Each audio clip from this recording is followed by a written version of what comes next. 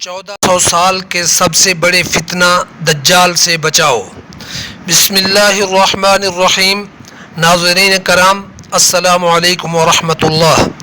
हज़रत अबुल दरदा से रवायत है कि नबी पाक सल्लल्लाहु अलैहि वसल्लम ने फरमाया, जिसने सूरा कहफ की पहली 10 आयात याद कर लें वो दज्जाल के फितने से बच जाएगा। हदीस सहीह मुस्लिम।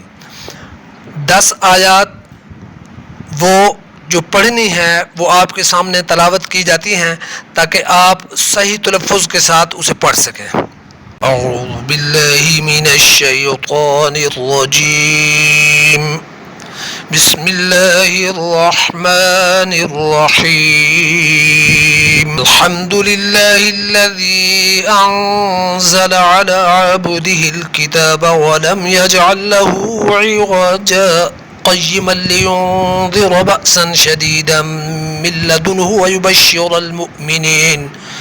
ويبشر المؤمنين الذين يعملون الصالحات أن لهم أجرا حسنا ماكثين فيه أبدا وينذر الذين قالوا اتخذ الله ولدا ما لهم به من علم ولا لآبائهم كبرت كلمة تخرج من أفواههم إن يقولون إلا كذبا فلعلك باخع نفسك على آثارهم إن لم يؤمنوا بهذا الحديث آسفا إنا جعلنا ما على الأرض زينة لها لنبلوهم أيهم أحسن عملا وإنا لجاعلون ما عليها صعيدا جرزا أم حسبت أن أصحاب الكهف والرقيم كانوا من آياتنا عجبا إذ أوى الفتية إلى الكهف فقالوا ربنا